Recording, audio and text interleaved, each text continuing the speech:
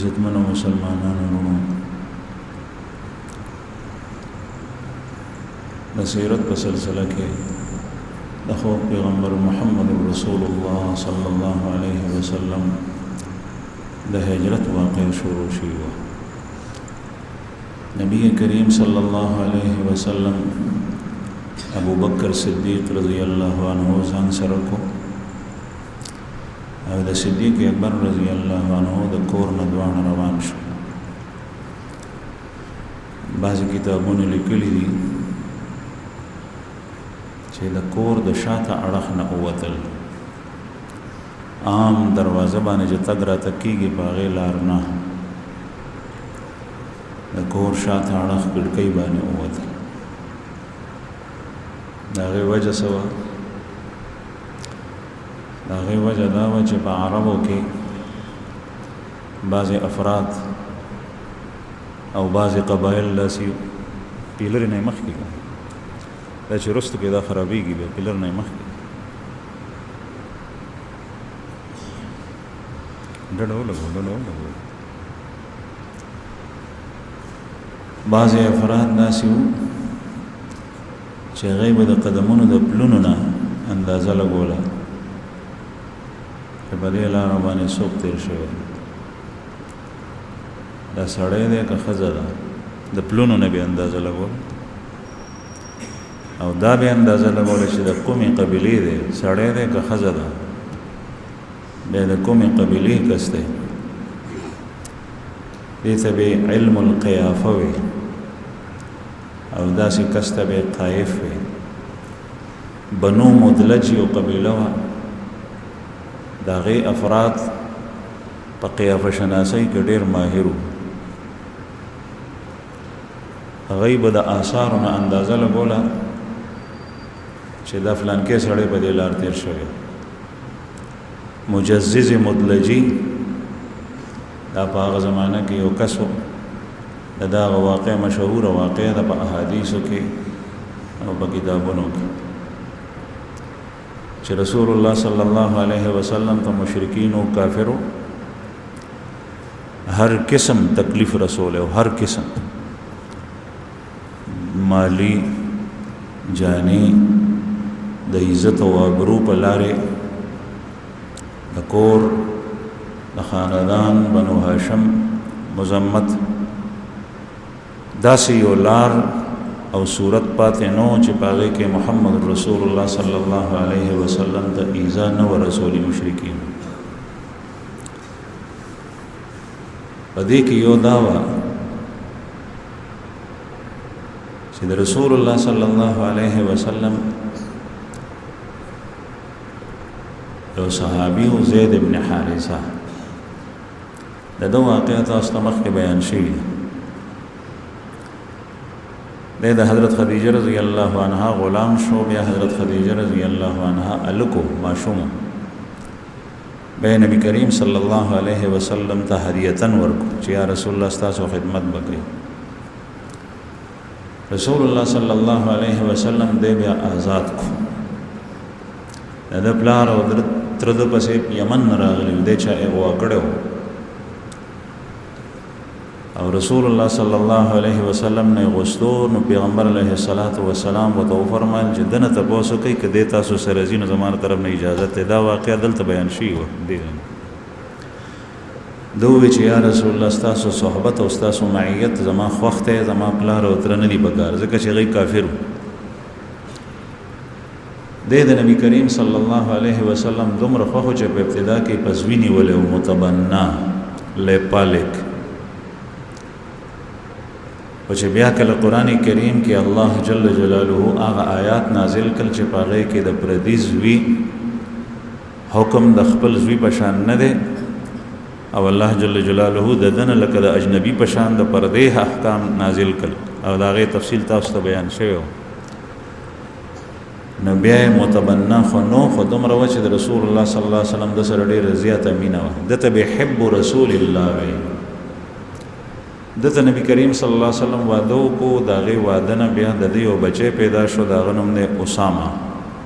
اسامه بن زید ابن حارثه. دی چونکې د پیغمبر علیه السلام ډېر خوښ و، د ده د زوی اسامه ابن زید هم ډېر خوښ و. نو مشرکینو خو پیغمبر علیه السلام ته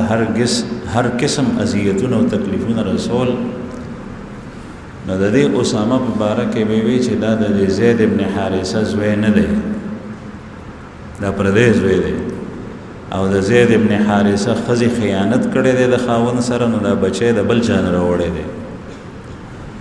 نو دا خو نبی کریم صلی الله علیه وسلم ته د زید ابن حارثه نسبت کېدو، نو پیغمبر علیه السلام ته په دې باندې سخت تکلیف رسېدو.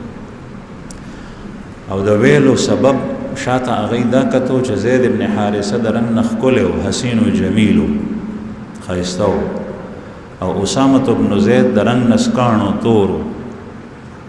نو دی به وی که چېرې دا د ده زوی وی نو د ده رنګ به داسې نو. رسول الله صلی الله علیه وسلم ته تکلیف رسېدو. نو دا مجزز مدلجي قائف چې دا په مکه کې ماهر قیافه شناس او د مشرکینو دپاره د ده قول حرف آخرو د چا باره کې چې به ده ووي څه خبره به وکړه نو هغه به تسلیمېده، ځکه چې کافر و، د خدای نه منله، د الله د رسول یې نه منله، د قرآن یې نه منله، د سنت رسول الله یې نه منله، خو د داسې خلکو د ساحر به یې منله، د کاهن به یې منله، د قایف به یې منله، د دې دریو خلکو خبرې به یې منلې. دا مجزز په لار تېرېدو، دا زید ابن حارثه او دا بچی اسامه ابن زید دواړه په ځمکه باندې پراته دي، څادر یې په ځان اچولی دی، اوده دي او مخونه یې پټ دي، سرونه یې پټ دي، خپې څرګندې دي. نو د مجزز قایف د دې خپو ته وکتل، دغه ځای کې کافر هم خواوشا ولاړو، رسول الله صلی الله علیه وسلم هم موجود و. نو د مجزز قایف ووی ان هذه الاقدام بعضها من بعض، دا قدمونه د دوی د یو بل سره رشته د تعلق دی، یعنی یو پلار دی یو زوی. خپو ته یې د هغې وکتل، خپو نه یې اندازه ولګوله. دومره ماهر و چې په لار تېرېږي و د خپو نه اندازه لګوي چې دا پلار او زوی دي. لکه مونږ د مخ څېرې ته وګورو نو کله کله اندازه لګوو چې دا د فلانکي زوی ښکاري، خو هغوی به د خپو نه م اندازه لګوله، د پلون نه به م اندازه لګوله. نو کافرو چې دا واورېدل نو په هغوی باندې خو یخې اوبه توی شو، ساړه شو،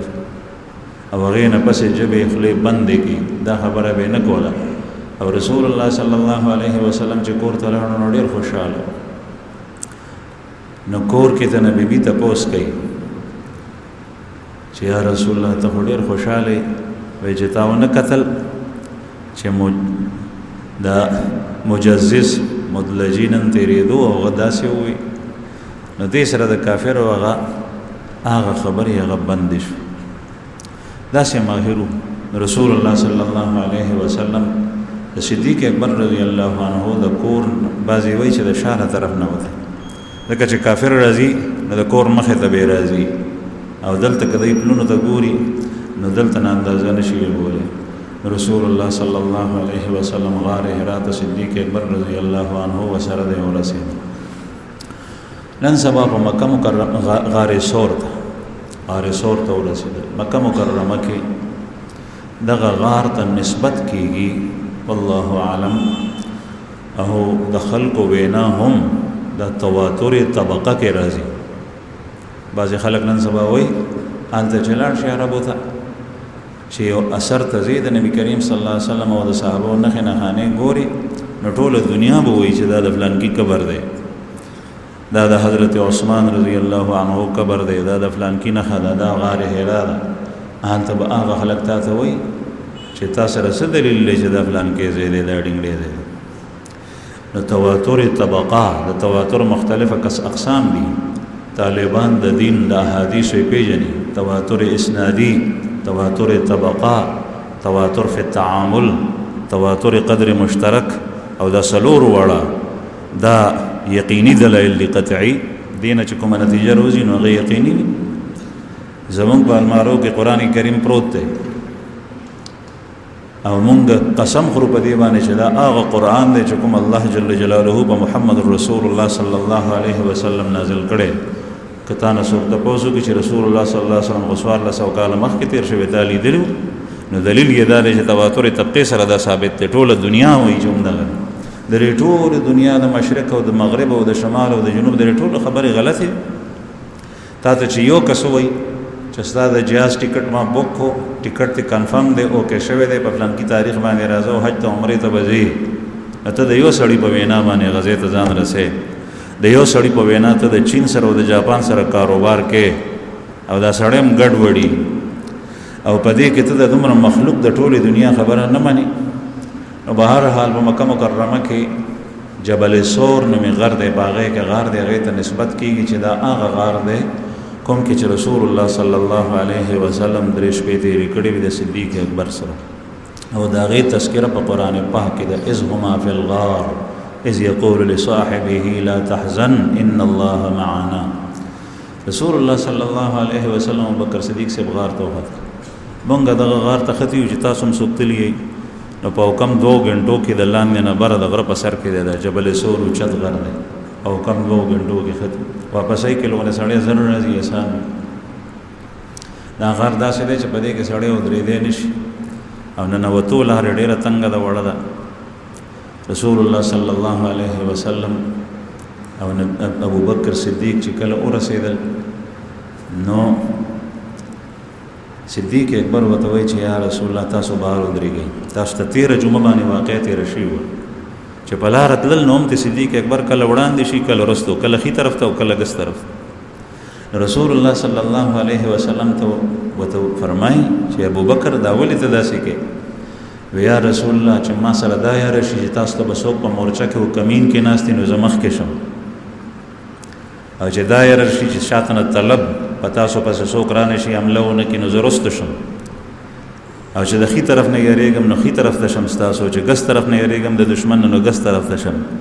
رسول الله صلی الله علیه وسلم ورته وفرمایل چې ابو بکر ته په دې یریږي چې زه قتل شم او ته پاتې شوې چې یو دې ته وایي دوستی دې ته وایي صداقت چې غیر چاپېر ته تاویږي ځان په خطره کې اچوي خو چې محمد رسول الله صلی الله علیه وسلم چې کله غار ته لاړل نو ابو بکر نبی کریم صلی الله علیه وسلم ته عرض کړي چې یا رسول الله تاسو به دننه نه ځئ اول زه ځم زه دننه په غار کې ګورم چې چېرته موذي شی نه مار لړم پکې نه چې تاسو ته اذیت ونه رسېږي او بیا یې دا مو فرمایل چې زه که چېرې زه مړ شم نه یو کس به لاړ شي د دنیا نه او که چېرې تاسو وفات شوئ یو څه څیز وچېچلی نو بیا د الله جل شانه پیغمبر او د ټول مخلوق او د ټول امت لپاره د تباهي باعث به دا جوړ شي نو زما تلل او زما مرګ دومره خبره نه ده رسول الله صلی الله علیه وسلم یې بهر ودرولو او صدیق اکبر په خپله ننوت بعضې خلک ستاسو په علاقو کې پاتې کېږي نن سبا او تا ته به د صدیق اکبر بد وایي د صحابو به ته بد وایي په دې کلو کې ستاسو په مالتونو کې و پاتې کېږي دا د دین دشمنان دي د اسلام دشمنان دي د محمد رسول الله صلی الله علیه وسلم دشمنان رسول الله صلی الله علیه وسلم خود عام صحابی مبارک فرمایي الله الله فی اصحابی لا تتخذوهم من بعد غرضا دا الله نو یریږي الله نو یریږي الله الله فی اصحابی دا الله نو یریږي زما د صحابه مبارک دا تحذير دی الاسد الاسد الله الله فی اصحابی بعض خطیبان په دې ځای باندې وقف کی الله الله وقف نه دی الله الله فی اصحابی دغه نسب معنا ظاهری اللہ سے ڈرو میرے صحابہ کے بارے میں فمن احبهم فبحبی احبهم جس نے ان سے دوستی رکھی تو وہ میری دوستی کی بنا پر ان کو دوست رکھتا ہے ومن ابغضهم فببغضی ابغضهم اور جس شخص نے ان سے بغض رکھا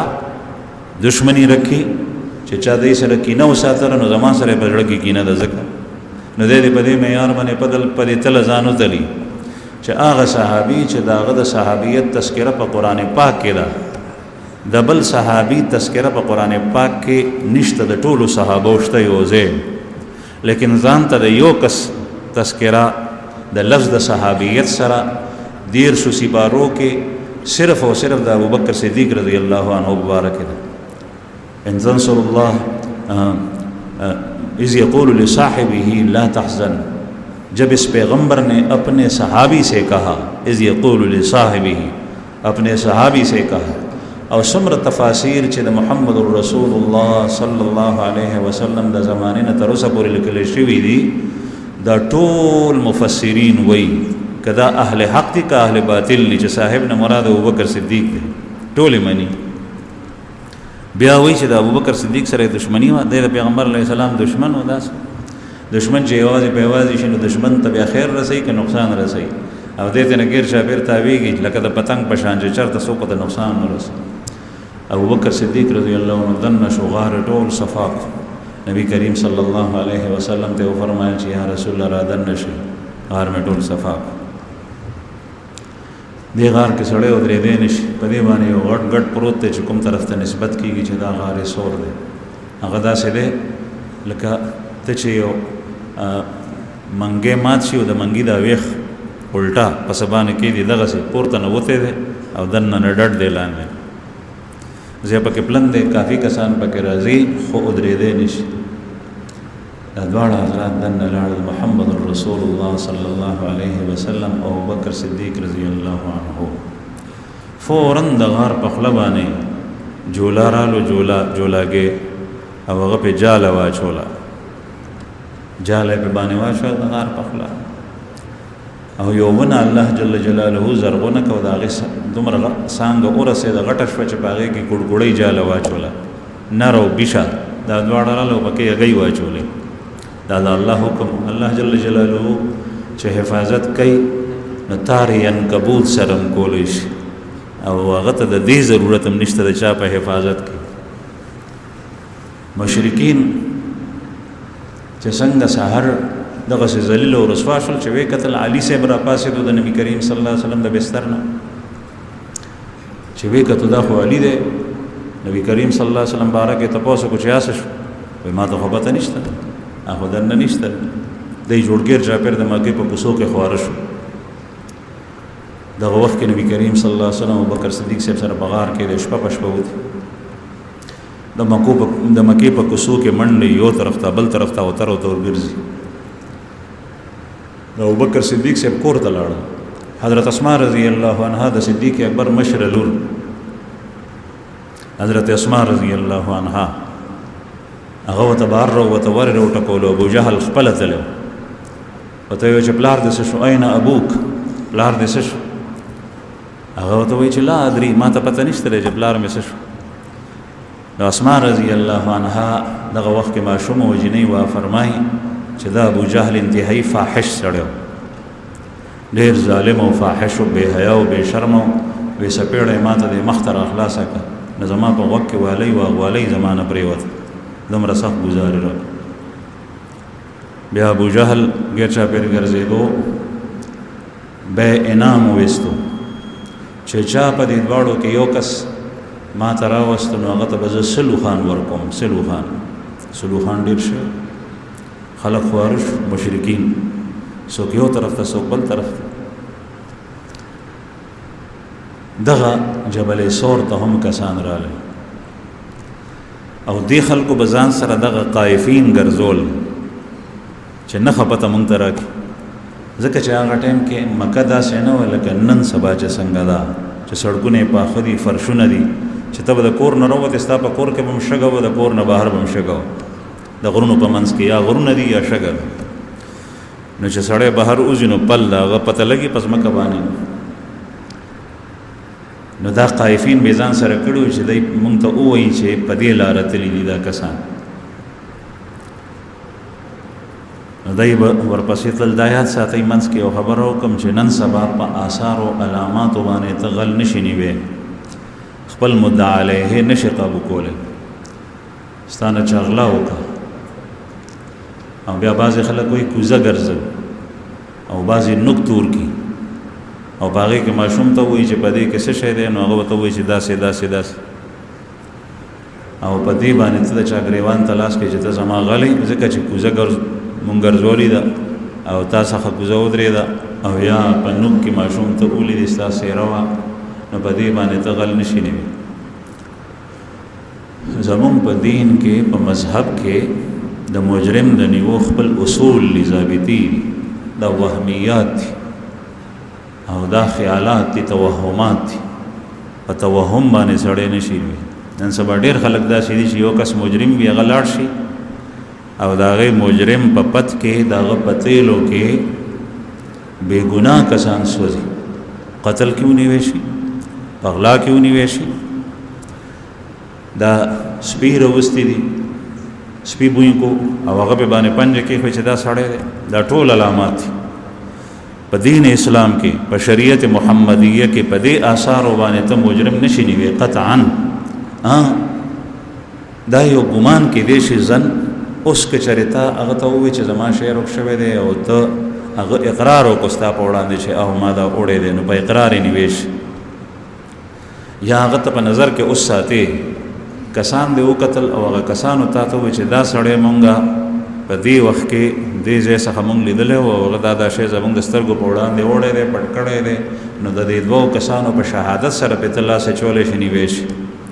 او چې کله اقرار نی او گواه نی نو بیا خپل مجرم ته نشي نیوی. او کچا اونیو او دغه سړی وهي او ټکوي وهي او ټکوي، نو د ځان د یېرې نه خو سړی بیا نه څه وهي، وهلو ټکول د چې دی مې نه پرېږدي وجنې مې، نو هغه اقرار نه دی. بهر حال رسول الله صلی الله علیه وسلم چې کوم غار کې دی دې ځای ته هم کافر رو رسېدل، کافر رو رسېدل. نو چې کوم قایف به ځان سره راوستی نو هغه قایف به ورته ووایي چې دلته نشته دی غار کې، ځکه که دلته وی نو نښې دا دي چې دې جولاګي به دلته جاله نه واچولې او دا کړکوړه ناسته ده په هغو باندې، نو دی به دا به دلته دی به ناستی نه کولو که دې غار کې څوک وي دلته څوک نشته. په یو موقع باندې ابوبکر صدیق رضی الله عنه بیان کوي چې صحاح روایتو کې صحیح بخاری کې د هجرت واقعه ده چې یو کافر رالو نو ابوبکر صدیق سے بخپې لیدې، رسول الله صلی الله علیه وسلم ته وایي چې یا رسول الله دا کافر راغلی مشرک، که د خپل خپو ته وکتل نو هم ورته مونږ ښکاره شو چې سړی داسې ګورو نو کله ښکته شی نه ښکاري، چې ټیټو ګورو نو بیا ښکاري، که خپل خپو ته وکتل نو هم به مونږ وویني. رسول الله صلی الله علیه وسلم ورته وفرمایل چې ابابکر لا تحزن ان الله معنا، ما ظنك باثنين الله ثالثهما. اے ابو بکر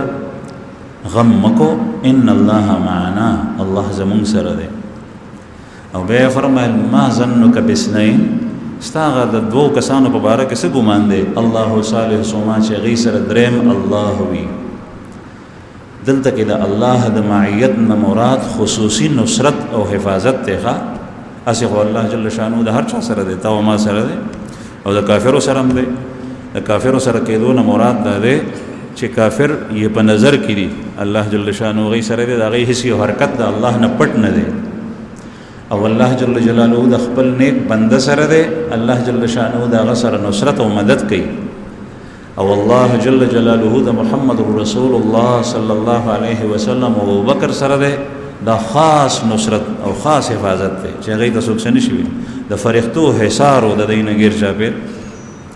د فرښتو لښکر د دې غار نه تاوي. یو کافر دننه اذیت ورته نشو رسولی، کافر به ټیک ته ولاړ و. ستا د هغه دوو کسانو په باره کې څه ګمان دی؟ الله ثالثهما، جن کا تیسرا الله ہو،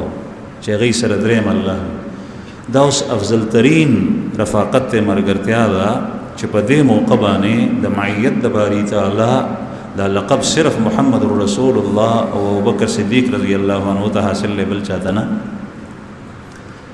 بل ته دا هم ووایم چې ابوبکر صدیق صاحب چې اوتر کېدو او غمجنو، نو هغه د ځان دپاره نو، هغه د محمد رسول الله صلی الله علیه وسلم دپاره.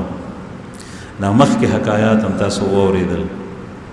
او دلته قرآن کریم کې لفظ استعمال شوی دی لا تحزن. یو خوف دی او یو حزن دی، دې دواړو کې فرق دی. خوف علامات وي او حزن علامات وي. او دویم فرق مولانا قاسم نانوتي رحمه الله ذکر کړی دی، الخوف يكون على النفس والحزن يكون على الآخر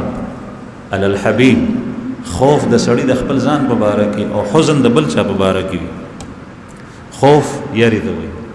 الله جل شانه په قران کریم کې د رسول الله صلی الله علیه وسلم د قول مبارک حکایت په دې الفاظ سره نه کړي لا تخف ان الله معنا بلکې فرمایي لا تحزن ان الله معنا لا تخف معنا یریګما سړی یریږي بزان او لا تحزن معنا د غم کو او غم سړی په خپل محبوب سیز باندې کوي د چا اولاد وفات شي زوی مړ شو ځوان زلمه نو غم پې کوي یارنی دلته غم وي مال لاړو نو غم جنوي کاروبار تباہ شو نو غم جنوي بل یو محبوب لاړو نو غم جنوي نو غم پزان ني د بل سیس په وجه او خوف او یره په خپل ځان باندې نو د صدیق اکبر رضی الله عنه جانثار ملګری غم خوف نو قران کریم غم لفظ ذکر کړی دی لا تحزن او د محمد رسول الله صلی الله علیه وسلم مبارک چې اسنی دی تاسو قضیه او تکلیف نه راسي او تسلی محمد رسول الله صلی الله علیه وسلم ورکی لا تحزن ان الله معنا هغه کافر مشرک ولاړو ناصاب هغه د سماجی تکې ناستو او د سماجی تکې ناستو نو مخې دیدو ځکه چې دی په غټ غټ ته غار دی رسول الله صلی الله علیه وسلم وته فرمای او ګور ابو بکر کې چرې د پته وي چې دی غار کې سوکشتا نو دی به مونږ ته مخامخ نو ناس دینه معلومیږي چې د پته د جدل ته کې دی غار کې سوک نشته ابو بکر صدیق رضی الله عنه مطمئن شو د ندام معلومیږي چې په مشرکین او په کافرو کې حیا وا دومره حیا چې د عرف خیال به ساتل نن سبا عجیبه حالات خلقو کې حیا نشته بخاری شریف کې الفاظ دي چې د مخکې نبوتونو انبیاء په کلام کې چې خبره مشترکه را روانه ده غدا ده اذا لم تستحي ففعل ما شئت جب تجھ میں حیا نہ رہے تو جو چاہو کر چې کله در کې حیا پاتې نشي سپینسترګې بیا چې سخو هغه کوه دلته مصابت بس ډک ناشتي بس کې بخلق ناشتي وکسان الکان کالجان بو ولاړوي چرته به د جنې تذکرہ کوي چرته به د یوسس تذکرہ کوي چرته به د بلسس د بپلارم وي د بترونم وي د بداسه مشرانم وي د بد ډکه صلی په مخ کې د فحش لګیای وي دا به حیا په خلکو کې نشته بعضې مجالسو کې سړی اعلان لګي دا پکې حیا نشته او چې کله سړی کې حیا ني دی بیا د الله جل جلاله معصیت خو کوي خو په هغې باندې جرأت هم کوي خپله پهلواني هم ظاهروي چې ما داسې کړي حیا پکې نشته او حضرت اسماء رضی الله عنها چې د ابو جهل په باره کې فرمایي چې بې حیا و دا ځکه چې عام ماحول داسې نو چې جینکو ته به چا سپېړه ورکوله ځکه چې په عام عرف کې د کافرو هم جنۍ ته سپېړه ورکول ممنوع نو ځکه فرمایي هلته سیرت کتابونو لیکلي دي چې حضرت اسماء رضی الله عنها فرمایي چې ابو جهل ما ته سپېړه راکړه ځکه چې دا سړی ډېر بې حیا او فاحش نو دلته نه دا کافر واپس شو د جولاګي جاله چې ولیده رسول الله صلی الله علیه وسلم ابو بکر په غار کې د دې کیفیت سو درې شپې کړي دي ښه په دې غار کې درې شپې کړي چې د مکې خلک ټول غونې په آرام شي ساړه شي منډې تړلې وي د هغې نه پس په مدینې ته روانې یو څو کسانو د هغې ډیوټي مقرر کړي وه په هغې کې یو د ابوبکر صدیق رضی الله عنه زوی بچه نوجوان زلمه زوی عبدالله ابن ابی بکر او یو عامر ابن فوحیرہ صدیق اکبر غلام او دریم عبدالله ابن اوریقت دا عبدالله ابن ابی بکر دا مسلمان دی دا ابوبکر صدیق صاحب زوی دی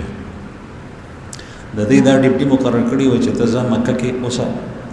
او چې چرته کې د کافرو مجلس وي نو هغې ته ځه او غوږ کېده چې دوی زمونږ په باره کې څه وایي مونږ ته رپورټ را رسو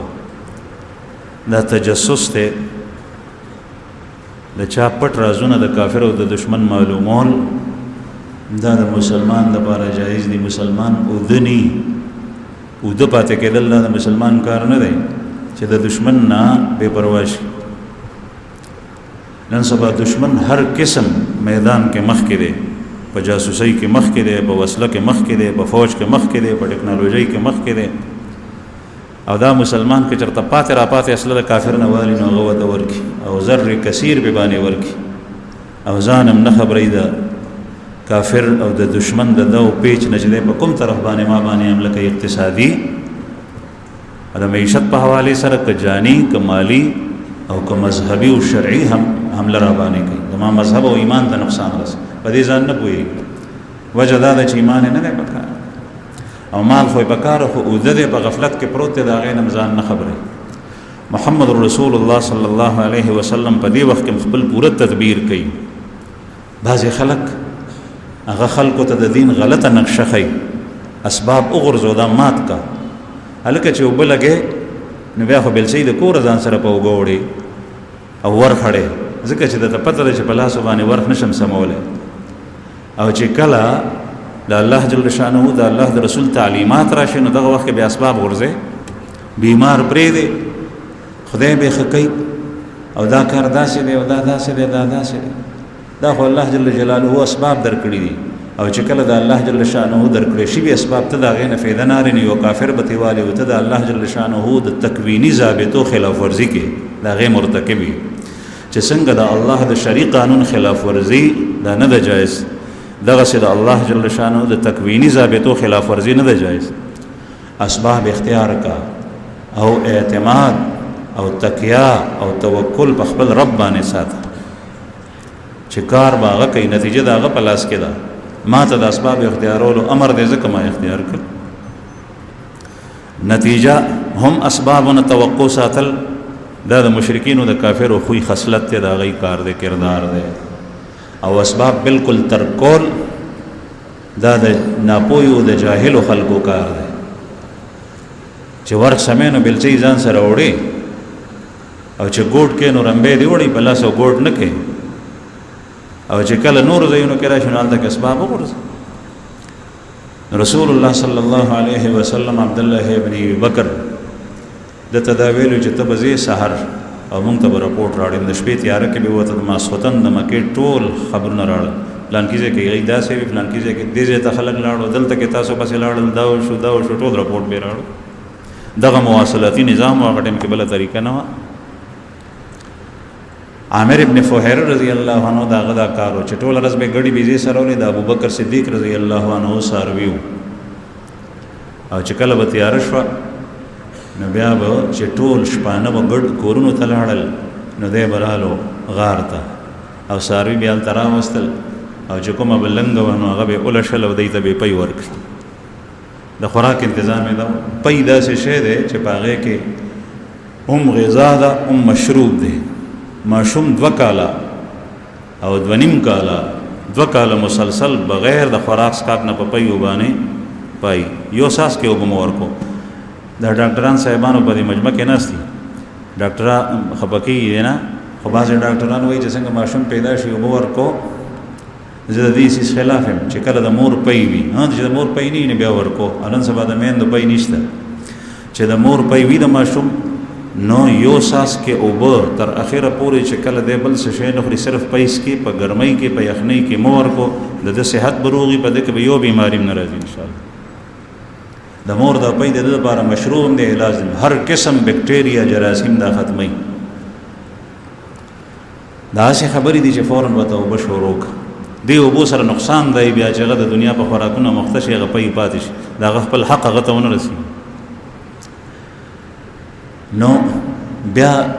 دی پسې د ساروی پیری باغې کې الله جل شانه هم غذا او مشروب او علاج ارسدي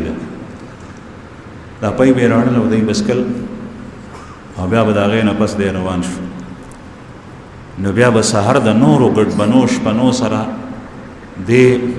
عامر ابن فهیر رضی الله عنه ساروی او وستل او هغه سره بلور نو خلق به دا ګمان نه کولو چې د چرته تلو دا سي انداز سره براتل چې څوک یې ونوي چې رسول الله صلی الله علیه وسلم مبارک چاته پته ونلګ دا عامر ابن فهیر رضی الله عنه مسلمان شوی او د په بیر مؤونه کې چې امام بخاری رحم الله په خپل صحیح کې هغه حدیث وروړي د تفصیلی واقع د باغې کې د شهید شوی او چې کوم کافر وجلو دا غي کافر سردار طفیل ابن عامر هغه چې کوم کس ژوندې پرېښو او یا کسان ټول شهدا کل دیم پکې شهید شو یو کس ژوندې پرېښو هغه په خپل باندې ګډو او هغه ځکه ژوندې پرېښو چې زما مور نظر منلې او چې زما دا کارو شي نو زه به غلام آزادوم نو هغه مړ شو غلام نو آزاد کړي هغه مریت ته ما آزاد کړي دا یو کس پرېښو نو ټول شهیدان کړو په هغې کې د عامر ابن فهیر رضی الله عنه دا د مدینې منورې واقع ده ښه وروستۍ واقع ده دی پکې شهید شو نو دا کافرو دا سردار د د شهادت په وخت کې د هغې ژوندي صحابي نه تپوس کوي چې دا سړی څوک دی هغه لاش ته یې ګوته ونیوه هغه ورته وایي چې دا عامر ابن فهیره دی دغه و چې د رسول الله صلی الله علیه وسلم د صدیق اکبر خدمت یې کړی وی ښه وی دی خو ما ولیدو چې کله دی ما ووجلو او دی مړ شو نو د ده دا لاش اوچت شو د ځمکې نه او په بره تلو تلو تلو دومره حده پورې دی پورته لاړو چې د هغې نه پس بیا ما نه لیدو زما او د ده تر منځ آسمان حایل شو یعنې څه مطلب دومره اوچت لاړو چې ما نه لیدو او بیا روغ ونې په ځمکه باندې کېښودی شو دا د ده د اکرام د وجه نه فرښتو دی اوچت کړی و په مړوني باندې الله جل جلاله دا عزت ورکړی و اکرامن چې اوچت یې کو او بیا کېنولو پورته نه راویستی نه دی اعزاز او اکرام هغه کافر ورته حیران شوی چې دا څوک دی وایي دا عامر ابن فهیره دی دې ته وایي کرامت د اولیاو کرامت په ژوندون باندې هم شته په مړوني باندې هم شته لکه څنګه چې د پیغمبر علیه الصلاة والسلام معجزه شته دغسې د اولیاو د نیکانو خلکو د مؤمن کرامت شته ثابت دی مونږ یې منو ښه او چې کوم سړی د کرامت نه انکار کوي نو هغه د احادیثو د قرآن پاک او د ډېرې مجموعې نه قرآن کریم کې دلالت النص اشارت النص سره کرامات شته او د رسول الله صلی الله علیه وسلم په احادیثو کې کرامات شته ثابت دا کار د الله وي خو د چا د په حق کې د چا په باره کې چې صادر شي نو هغه په الله باندې ګران وي د دې نه دا معلومیږي الله جل شانه د هغه اکرام او عزت کول غواړي په ژوندوني او په مړوني نو په مړونو باندې الله جل شانه نو که د چا د قبر نه خوشبویي خیږي د یو نیک ولی الله عالم نو د دې انکار مه کوئ که د چا د قبر نه رڼا د شپې خیږي برېښنا اسمان ته ځي یا د اسمان نه راکوزېږي نو د دې انکار مه کوئ ځکه کیدای شي هغه که چا دروغ ویلي هغه بل شی دی خدا زمونږ د دین او د شریعت محمدیه او د سنت او د حدیثو خلاف نه ده دا خبره د هغې سره جمع کېږي ځکه چې دا کارونه ټول الله جل جلاله کوي دا بنده په خپله نه کوي نو دا عامر ابن فهیره رضی الله عنه وروسته بیا شهید شوی دی عامر ابن فهیره به دا کار کولو او چې په کومه لار به عبدالله ابن ابوبکر راغلی نو د هغه د خپل پلونه و په هغه لار جوړ شوي نو دی عامر ابن فهیره به دا ګډې په هغه لار بوتلې نو هغه پلونه به یې وران شو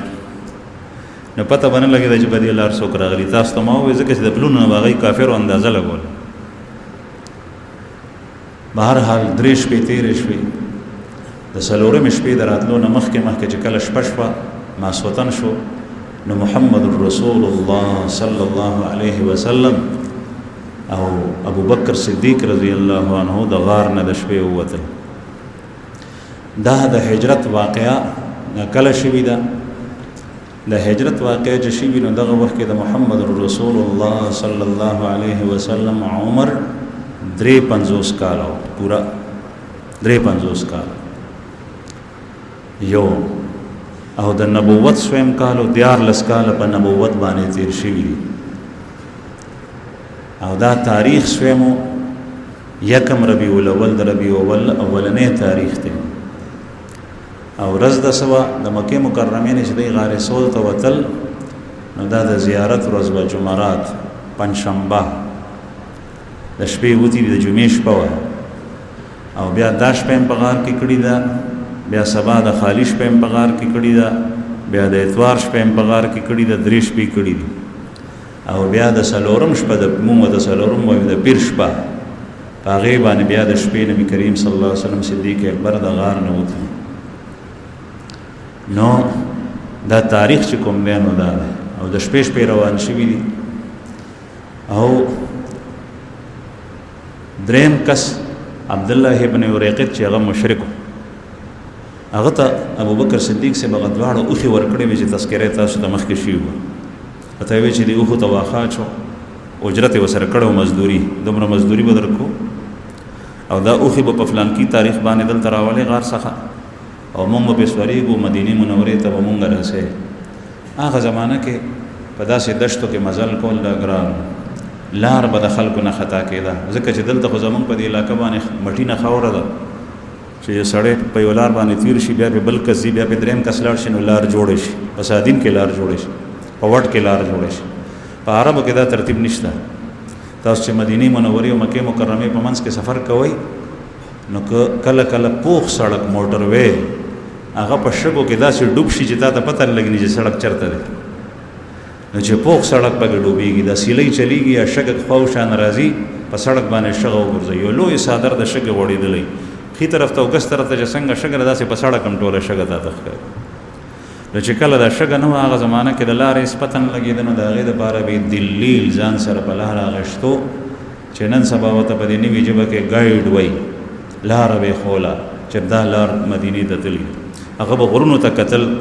نخو نخانو ته به کتل نو د هغې نه به په یو لار ورسم ځکه چې کله سړی که دغسې روان هم شي بالفرض چېرته داسې ځای مخې ته راشي چې هغه کند دی هغه داسې کاڼي چې په هغې کې مزل نشي کولی اوس بنختی نو اجرت به یې دې سړي ته ورکول نو دا عبدالله ابن وريقط سره ابوبکر صدیق صاحب خبره کړې وه چې موږ به مدینې ته رسې اجرت یې ورسره مقرر کړی و دا دوه اوښې به موږ ته راولئ دې نه معلومه شوه چې د کافر سره معامله دا جایز ده کافر سره معامله دا جایز ده یو مواسات یو معاملات او یو مودت او محبت د کافر سره مواسات جایز ده د کافر سره معاملات جایز دي د کافر سره موالات او محبت او مودت نه دی جایز د درې سيزونه وپېژنئ دغسې د ملحد او زندیق سره هم لومبی شی معاملات دي مواسات دي ته وایي چې همدردي وکړي مثلا یو کافر ته تږی ویني چې د تندې د لاسه مري نو هغه ته اوبه ورکول لا کار ثواب دی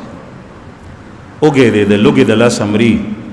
هغه ته خوراک ورکول لا کار ثواب دی لکه څنګه چې سپي ته ثواب دی پیشو ته ثواب دی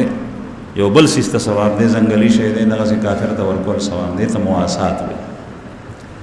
تا د شکور نه روټۍ یوړه هغه کر د خوراک څه نشته دی هغه غریب دی یا نن سبا اختر دی مسلمانانو کره غوښه ډېره ده تا سره یو کافر پاتې کېږي هغه نه قرباني کړي دا ځکه چې مسلمان نه دی نه ورکره پیسه شته دی چې ځان ته څه انتظام وکړي او د هغه په کور کې نهاري دي نو ته که مسلمانان ټول پوره شوي او دته دې واستوله بهتر مسلمان ته اول ورکول دی چې غریب وي او که هغه ټول پوره دي دغه وخت کې تا سره دا دی کافر نه دا مواسات دا جایز دي په دې تمه کېږئ مه دلته دې ځای ته اکثر پرچانې راغلي دي چې داسې کس دی د هغه عقیده خرابه ده او هغه ما ته دعوت وکړي نو زه دعوت کې شریک کېدی شم هلکه دا تپوس ولې نه کوې چې زه هغه ته دعوت کولی شم که نه لونې تکړه شه او په ځای د دې چې د هغه دعوت ته قبلې دې ته انتظار کوې چې هغه تا ته روټۍ کړي ته هغه ته ولې نه کړي د مسلمان دین اسلام دا خو اعلی دین دی مؤمن هغه خو فوقیت لري وانتم العلون ان کنتم مؤمنین نو چې کوم اعلی دی کوم مشر دی هغه ته پکار دی چې هغه بل ته چې هغه غریب کمزور دی هغه ته وکړي نو مواسات جایز دي ښه او موالات دوستی محبت چې رستی شی مې ذکر کړو دا حرام دي موالات دي ته وایي چې په زړه کې د هغه سره مینه ساتي کافر دی خوښي د هغه حلیه او لباس دی خوښي د هغه معاشرت دی خوښي د هغه سوسایټي دی خوښه ده د هغه کردار او عمل دی خوښ دی د هغه عقیده او نظریه او سوچ دی خوښ دی نو دا حرام دي او دې کې خطره ده کېدای شي چې ته د اسلام نه لاس ووینځي کفر ته ورشي که چېرې داسې شی وي چې د هغې د دین سره تصادم راځي ته دې سره کافر کېږي دې ته موالات نن سبا دا ډېر زیات دي مسلمان پرېږدي او دوستي د زړه نه هغه د کافر سره کوي په حکومتي سطح باندې هم په سیاسي توګه هم جماعتي سطح باندې هم او افراد هم داسې کوي په دې سخت پابندي د قرآن کریم کې الله جل شانه ځای په ځای منع فرمایي دا حرام دی دریم شی معاملات دي ته وایي چې د کافر سره اخیستل خرڅول کې چین ته لاړې جاپان ته لاړې یو کافر سره معاملات کې داغه مصنوعات خلک په خبر ته راړي دلته خرڅه کولې شه ده معاملات خو دې کې یو خبره یاد ساتئ چې کله دغه کافر ملک یا دا فرد یا دا جماعت یا دا حکومت چې د چا سره ته معاملات دنیوي کې دستا پیغمبر تسبق وی ولیاذ بالله او داغه بشان کې ګستاخی کوي لکه نن سبا تاسو ته معلومه ده په سوشل میډیا باندې خبرونه د اختر په موقع هم موږ دا وینا کړی د داسې خلکو بالکل قطعا بایکاټ پکار خو زما عزتمندو نن سبا په دې موبایل باندې یو عجیبه تماشه شروع شوې ده یو کس به یو ته میسج استایغه ته وایي که دیوان استور نه داخله فرضي به وکي اوالان کې د به دغه مصنوعات په خپل استعمالي د په دسترخوان په پیپسي پروتي کوکا کولا به پروتي دا سيزونه پراتی دی به استعمالي حالان کې د به یو 3000 کسانو ته دا میسج استولې الکه د ځان نشورو کا ته به بل تاسو بل به بل تاسو عمل به یو نه لوغن نرشه تکړه خپل ځان نه شورو دغه کریم دغه پودر دغه یوشه دغه دا سوتوي دا وخت چې باندې وینځي دا سيزونه دا مختلف قسم سيزونه د دې ملکونو ناراضي دا مسلمانان یا سپا دوکا کې مختکړي دي پیسې باندې اخلي ته چې د شړشمو تیل په سر او په ګیره لګې نو وخت به دې توريږي نه او ته چې دا شیمپو مېمپو دا سيزونه لګې نو د دې هیڅ فایده نشته هغه سات چې کوم دی نو وخت نه رمینور به کې څه فایده نشته تیل چې ته په بدن باندې لګې نو ستا بدن ته دنه قوت رسي طاقت رسي اډو کې مضبوطي ته د رسول الله صلی الله علیه وسلم د سنتو نه ایثار کړي زمونږ خو پیغمبر صلی الله علیه وسلم مبارک راځي د موږ شمایل او د حدیثو په کتابونو کې چې دومره تیل به مبارک په سر لګول دومره تیر به په سر لګول کأن صوبه صوب زیات دی مجمع کے علماء ناس دی طلباء کأن صوبه صوب زیات ایسا لگتا تھا جس طریقے سے ان کا کپڑا تیلی کا کپڑا ہے دا سے ولګیدا چې هغه کپڑا چې کومه په سر باندې به رومال به خو د تیلو د استعمال نه پس د تکیا د پاسه هغه به داسې ښکارېدل لکه د تیلی کپڑا او تیلی پیژنې تیلی هغه سړی چې د تیلو کاروبار کوي په غاڼې باندې تیلو بس د شړشمو نه د زیتون نه د یو سیز نه د بل سیز نه تیلو بس دا هغه کپڑا په غاڼې بیا بیا وایره وای نو هغه جب جوب به تیلو نو دغه صحابي تشبیه ورکړي د نبی کریم صلی الله علیه وسلم په سر مبارک د تیلو نه پس استعمال لپاره کپڑا هغه ته تشبیه ورکړي صوب زیات سره دومره تیل ویلو نن سبا مسلمان د تیلو استعمال پرې بعضی کسان دا شته چې د پټول ژوند کې تیل نه دی لګولي تیلو نه نفرت ده او هغه کسان چې ستاسو پیغمبر په باره کې غلطه جبه او غلط تحریر او غلط تصاویر استعمالي ته دا غلط کور جوړ شي داغه د کارخانه جوړ شي استعمال هغه کې نقصان دی فائدہ پکې نشته په مختلف زمون په دې ملک او بتا سو ګوري الله جل جلاله او بدر کړي د کویانو بدی د سیندونو بدی د چینو بدی دومره وافر مقدار سره چې زمون په دې دارل ایمان کې شپک کویان دي نه او دي کاته کویان دي کورونه سره چې یوځي خې خشته و زمون د پیغمبر داسې او بدی چې په یو زمانه کې چې کله انګريز او پیرنګي دلته کې حکومت کولو نو موږ ته مشرانو وی چې کله بدل تنل برتانی تر ځان سره به په بتکونو کې په کینونو کې وبې وړي د پیښور ځکه چې د پیښور وبو مشهور اوسم دا وبو ما غشان دي د کویانو هغه د دغه نه راتلي د تیرا د غرون په خړ کې براتلي حیات آباد سره چې کوم خړ راغله اوس پاګه کې ګندګي غورځيږي نو د کویانو وبو ما غسي زمونږ د پیښور د کویانو اعلی دا وب پرې دی او د دکان نه د نیسله بوتل ډک هغه ته استعمالي او خپل کور کې په ماشين باندې کې دی د خوشاله کې په دونان ټکه چې دا ډېر صفا وب دی او هغه وب خین دي حالانکه زمونږ الله جل جلاله خالق او مالک زمونږ لپاره په ځمکه کې د فلټر تنظیم د مخ کې نه کړی دی او چې کوم مفید اشیاء ستاسو په وبو کې پکاري هغه الله پاک په ځمکه کې خې دا وب په غیر تیریږي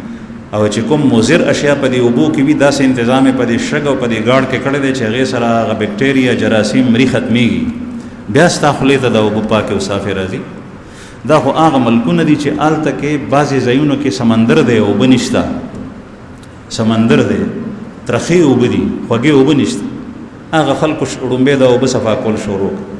یا هغه ځایونو دي چې آلته کې د ګټر د وب چې لاړې شي نو آلته دا غینه صفا وب جوړي د ګټر د وب